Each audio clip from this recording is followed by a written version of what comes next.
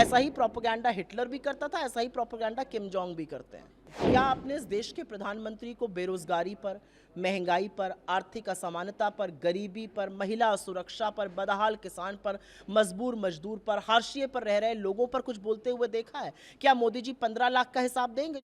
सर्वप्रथम तो मैं ये कहना चाहती हूँ कि बीजेपी अपने घमंड और अपने अहंकार में इतनी चूर है कि वो अब हिंदू देवी देवताओं, हमारे आराध्य इष्टों का भी अपमान कर रही है।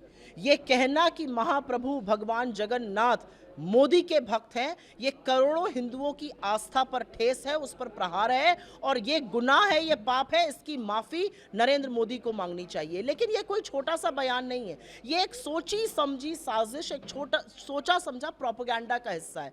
संबित पात्रा ने ये कहा है, उसके पहले चंपत राय विष्णु का अवतार बुला रहे थे, उसके पहले गिरिराज सिंह भगवान दिख रहे थे उनमें, त्रिवेंद्र रावत ने ऐसी बात करी, कंगना रनौत ने ऐसी बात करी, साक्षी महाराज ने ऐसी बात करी। इन लोगों ने तो प्रभु राम को छोटा सा बच्चा दिखाकर उनकी उंगली थमा दी थी नरेंद्र मोदी जी को। ये किस तरह के धर्म विरोधी लोग हैं और किसने इनको हक दिया है कि ये हिंदुओं की आस्था के साथ खिलवाड़ करें? और इतने आत्ममुग्ध हैं प्रधानमंत्री कि वो कहते हैं मैं ईश्वर का दूत हूं, मेरे अंदर दैवीय शक्ति है। अरे आप ही के राज में 45 साल की बेरोजगारी है, आप ही के राज में महंगाई कमर तोड़ रही है, आप ही के राज में महिलाएं असुरक्षित है, आप ही के राज में किसान बदहाल है, मजदूर मजबूर है, लोग हाशिए पर हैं। उनकी कोई चर्चा आप नहीं करते हैं, जिसका वजूद 18वीं लोकसभा के चुनाव के बाद खत्म होने वाला है। आज वो इस तरह के ढोंग रच रहा है, इस तरह की हमारे धर्म और हमारी आस्था पर प्रहार कर रहा है और हम चुप रहेंगे? कतई चुप नहीं रहेंगे। ये प्रोपेगेंडा का हिस्सा है। ऐसा ही प्रोपेगेंडा हिटलर भी करता था, ऐसा ही प्रोपेगेंडा किम जोंग भी करते हैं। 5 चरण का मतदान हो गया है। क्या आपने इस देश के प्रधानमंत्री को बेरोजगारी पर, महंगाई पर, आर्थिक असमानता पर, गरीबी पर, महिला सुरक्षा पर, बदहाल किसान पर, मजबूर मजदूर पर, हाशिए पर रह रहे लोगों पर कुछ बोलते हुए देखा है? क्या मोदी जी 15 लाख का हिसाब देंगे जो बैंक अकाउंट में आने वाले थे? क्या 20 करोड़ जो रोजगार बनने वाले थे उसका कोई हिसाब है?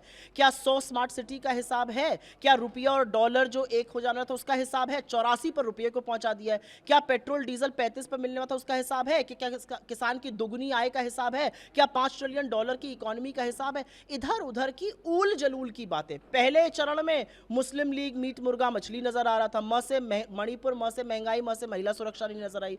दूसरे चरण में आते आते आपके मंगलसूत्र और भैंस और कमरे पर आ गए। तीसरे चरण में आते आते अपनी आंखों के पुतली अडानी और अंबानी को स्वाहा कर दिया। चौथे चरण में आ गए तो गजनी जैसे बन गए, गजनी का किरदार समा गया इनमें। कहने लगे मैं हिंदू मुसलमान करूं, मैं रहने योग्य नहीं हूं। अगले ही पल करने लगे, शुरू से करते आए, वजूद ही है। और 5वां चरण आते आते इन विक्षिप्त बातों को करने लगे। तो प्रधानमंत्री को अपनी आगामी हार दिख रही है और ये उनकी बौखलाहट बोल रही है।